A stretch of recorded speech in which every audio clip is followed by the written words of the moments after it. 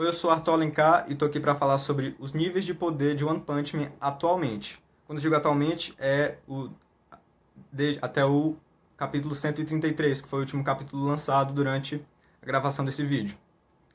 Eu não vou poder falar de todos os personagens de One Punch Man, é claro, mas eu selecionei pelo menos os que estão recebendo mais destaque nos últimos capítulos e alguns outros que eu selecionei aleatórios. Aleatórios não, eu escolhi a dedo, mas não tem muito a ver com o que está acontecendo agora. Mas antes de começar, deixa logo o seu like e se inscreva no canal caso não seja inscrito ainda. E bora pro que interessa. Bom, vamos começar falando pela grande vilã de One Punch Man atualmente. A vilã que está sendo enfrentada agora, nesse último capítulo. A Psychos, ou Psycho-Orochi, como tem gente que gosta de chamar ela. Eu prefiro chamar só de Psychos porque o Orochi mesmo já era, né, gente? Parece que a personalidade da Psycho sobrepujou totalmente a do Orochi, então a gente não vai mais ver o Orochi de jeito nenhum, provavelmente. Mas vamos lá, vamos falar sobre o poder dela. Eu acho que não resta dúvida pra ninguém de que a Psychos já é um monstro de nível Deus. Mas será se ela realmente merece o título de monstro mais forte de One Punch Man? Ou esse título ainda pertence ao Boros? Eu vou falar a minha opinião. Eu, pessoalmente, ainda acho que o Boros é um pouquinho mais forte do que a Psychos. Porque tudo bem, a gente viu que a Psychos tem o poder de destruir a Terra, mas o Boros também tinha. Eu sei, aquela página que mostrou ela cortando um pedaço inteiro da Terra impressionou muita gente, mas também não significa que o Boros também não tivesse esse poder. É porque, gente, a luta do Boros contra o Saitama foi no céu. Nenhum poder do Boros pegou na Terra. Então a gente não chegou a ver totalmente o poder destrutivo do Boros. O único golpe do Boros que ia pegar na Terra mesmo, o Saitama rebateu com um soco sério. Mas a gente sabe que era um poder suficiente para destruir o planeta inteiro. O próprio Boros diz, e também no databook de One Punch Man, que eu não estou com o meu aqui para mostrar para vocês, diz que o Boros tem sim um poder para destruir a Terra, então ele também com certeza é um monstro de nível Deus. Agora, comparando os dois, gente. Tudo bem que em nível de energia, o Boros e a Psychos talvez até sejam equivalentes. Mas é porque o Boros não era só isso. O Boros também era muito forte e principalmente ele era muito rápido, enquanto a Psychos é muito lerda. A Psychos na verdade nem sai do lugar, ela é o tempo todo imóvel. Ela ficou o tempo todo presa naquele prédio da Associação de Monstros. E tem outra coisa, gente. Eu acho que narrativamente o Boros foi pensado para ser um dos personagens mais poderosos de One Punch Man. Eu digo isso porque ele enfrentou o Saitama e eu acho que ao longo da história, o Saitama vai enfrentando vários vilões, vários monstros de nível Deus, e cada um vai ser mais forte do que o outro. Começou com o Boros, o próximo vai ser o Garou. E no caso da Psychos, eu duvido muito que ela vai enfrentar o Saitama. Acho que quando o Saitama chegar aí na superfície, ela já vai ter sido derrotada. Então você vê aí que o Boros é um dos grandes vilões de One Punch Man, é um dos que conseguiram durar algum tempo com o Saitama, entendeu? Se você não concorda comigo, coloque aí nos comentários o porquê pra gente ter uma discussão.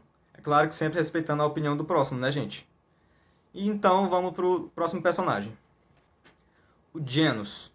Eu sei que muita gente achou forçado o fato de o Genos conseguir bloquear as rajadas de energia da Psychos. Mas, gente, eu não sei, eu não acho que foi forçado. Eu acho que o que impressionou mais as pessoas foi porque é uma diferença de poder muito gritante entre o último upgrade do Genos e o upgrade atual dele. O último upgrade que eu digo é aquele upgrade que ele usou para enfrentar a Centopeia Anciã. Mas realmente, gente, esse foi o maior salto de poder que o Genos já teve até agora. Esse foi o maior upgrade dele. Assim, se for para comparar, esse aqui é o Genos que enfrentou a Centopeia Anciã e esse aqui é o Genos de agora. E olha, o próprio Genos falou nesse capítulo, nesse último capítulo, que agora ele tem um poder suficiente para destruir um meteoro facilmente. Eu acho que quando ele disse isso, ele estava se referindo ao meteoro que ele não conseguiu destruir na primeira temporada. Então, gente, vocês lembram, né, que aquele meteoro era nível de ameaça dragão e ia destruir não só a cidade Z, mas todas as cidades vizinhas. E o Genos disse que poderia destruir ele facilmente agora. Então você vê aí que o poder do Genos não é brincadeira agora. Eu acho que se o Genos fosse um monstro, ele já poderia ser considerado nível dragão, assim, dos mais fortes, no nível talvez até do Orochi, antes de se fundir com a Psychos. Eu acho que ele poderia obliterar uma cidade grande, assim, na maior facilidade. Não que ele fosse fazer isso, né? Claro, ele nunca faria isso. Só disse isso para ilustrar o quão forte ele está agora. E, Gente, pra ele conseguir bloquear pelo menos só um pouco as rajadas de energia da Psychos, eu acho que as rajadas de energia do Genos agora, pelo menos as principais, as mais fortes, tirando aquelas pequenininhas que ele usou pra bloquear as rajadas dos dragões, cada rajada daquela deve ter o poder de uma bomba atômica. Eu sei que parece um pouco de exagero, mas dá só uma olhada nesse quadrinho aí que eu vou mostrar agora pra vocês, vocês devem estar vendo agora. Esse quadrinho foi o resultado do raio da Psychos com o do Genos. Olha o tamanho dessa explosão. Se isso pegasse na Terra, imagina a destruição que essa merda ia fazer. Eu sei que muito daí foi por causa do poder da Psychos, mas boa parte disso também é do Genos. Então eu até arrisco dizer que o Genos é atualmente o terceiro herói mais forte da classe S, atrás, é claro, apenas do Blast e da Tatsumaki. Apesar dele ser só o 14º, eu acho que esses ranks aí não querem dizer bosta nenhuma. Então eu considero o Genos agora como o terceiro herói mais forte da classe S. E, gente, ele estando forte assim, não necessariamente significa que ele esteja enfrentando a Psychos de igual para igual, né? A gente vê que ele, com muito esforço, usando quase todo o poder dele, mal conseguiu bloquear um raio dela. Então não é como se eles estivessem se enfrentando de igual para igual. O Genos ainda está tendo muita dificuldade. Inclusive, se a Tatsumaki não estivesse aí, ele ia levar uma surra assim na hora. Eu até queria que o Genos, com esse novo upgrade dele aí, enfrentasse os executivos, porque a gente ia ver aí o poder dele, ele derrotando monstros de nível dragão com facilidade. Só que parece que o Genos está sempre enfrentando gente um nível acima dele. É por isso que ele sempre leva uma surra. Ele pode até ser muito forte, mas ele está sempre levando uma surra. E eu não duvido nada aí, nessa luta, ele acabar levando uma surra e ficar todo estrufiado de novo. Agora eu vou falar de um personagem que não está aparecendo nesses capítulos, mas é um personagem que está sempre na boca do fandom, apesar de nunca aparecer, que é o Blast. O nível de poder do Blast, gente. Vamos lá. A gente não teve nenhuma cena que poderia mostrar qual é o nível de poder do Blast, mas a gente tem sim informações que podem servir como argumento para dizer qual é o nível de poder dele. Que informações são essas? O fato de ele ainda estar no topo da classe S. Porque o próprio Sekingar diz aí nessa saga, alguns capítulos, na verdade acho que há vários capítulos, diz que acha que o Blast está aposentado. E mesmo assim, eles nunca tiraram ele da classe S e também nunca tiraram ele do topo dos heróis de classe S. Ele ainda está em primeiro lugar. Nunca colocaram a Tatsumaki em primeiro lugar. E a gente sabe que na associação de monstros, ó, de heróis aí, não basta ser forte para você manter o seu lugar no ranking, você tem que mostrar serviço. E o Blast não mostra serviço há anos. A Tatsumaki sim mostra serviço, e mesmo assim ela não vai para o primeiro lugar. E o que isso quer dizer? O que isso diz pra gente? Isso diz que a associação de heróis tem plena consciência de que o Blast é muito mais poderoso do que a Tatsumaki, que está num nível muito acima dela. Ao ponto de a Tatsumaki não servir para o primeiro lugar, porque esse lugar está reservado só para o Blast, porque ele é o único na Terra com o nível de poder que ele tem. É claro que eles não sabem da existência do Saitama, né? Enfim, eu acho que essa é a única informação que dá alguma pista sobre o nível de poder do Blast. Então a gente sabe que ele é muito, muito, muito mais forte do que a Tatsumaki. E a Tatsumaki já é um monstro de forte. Eu me pergunto, será se o Blast é um One Punch Man? One Punch Man que eu digo assim, será se ele tem um poder parecido com o Saitama? Ou talvez esse poder do Saitama seja alguma coisa, algum poder que escolhe o hospedeiro e assim não possa ser tá dentro de duas pessoas ao mesmo tempo? Eu acho que não. Acho que a explicação que já deu pro poder do Saitama é porque ele tirou o limitador dele. E se o Saitama tirou o limitador dele, então outra pessoa também poderia. Talvez o Blast. Mas eu não sei, o Blast ainda é um grande mistério. Eu só sei, gente, que quando o Blast finalmente aparecer, ele vai ser um dos personagens mais incríveis de One Punch Man. Ele vai se tornar um personagem super amado, assim, dos animes todos. Eu digo isso sem medo de estar errado. Agora, aproveitando que eu falei da Tatsumaki há pouco, o nível de poder dela. Eu acho que a gente já viu tudo que a gente tinha pra ver da Tatsumaki, né? É que eu digo, a gente já viu o poder máximo dela.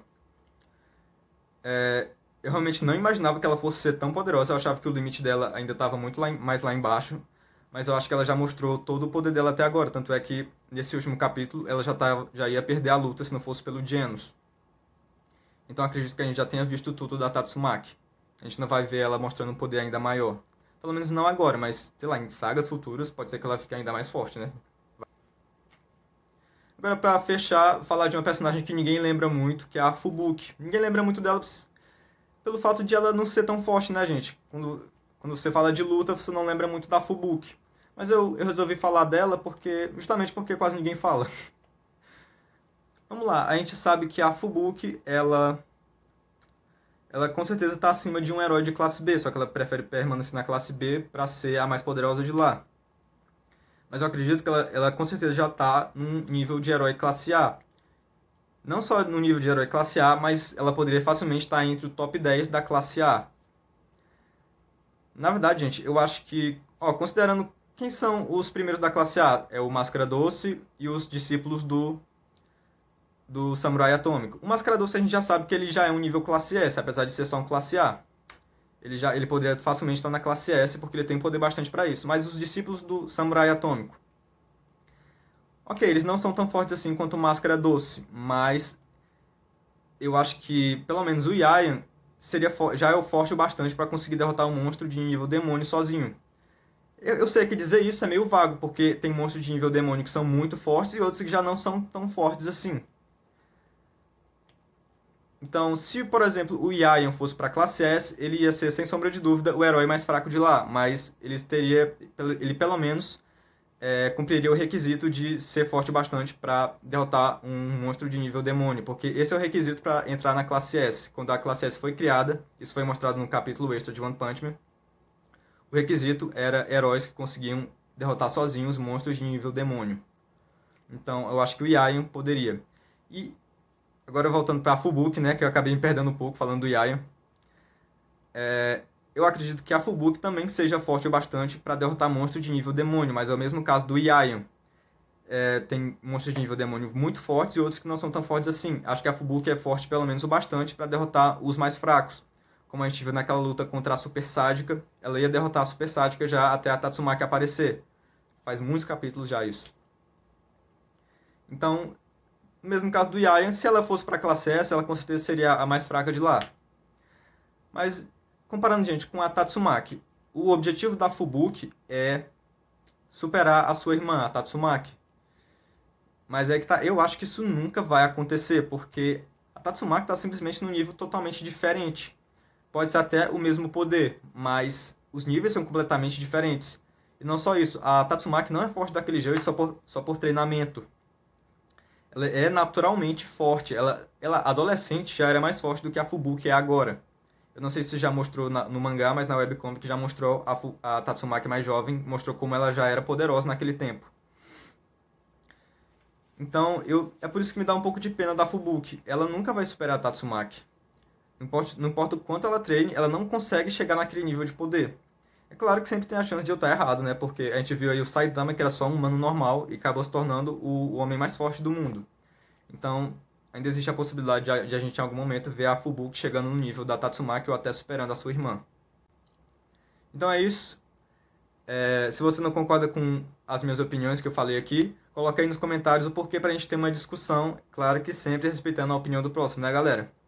Se você gostou desse vídeo, não esquece de curtir e se inscrever no canal, porque ainda vai ter mais conteúdo como esse. Eu faço análise dos vídeos de One Punch Man toda vez que sai. Enfim, não se esquece de se inscrever. Obrigado por assistir até aqui e tchau, até a próxima.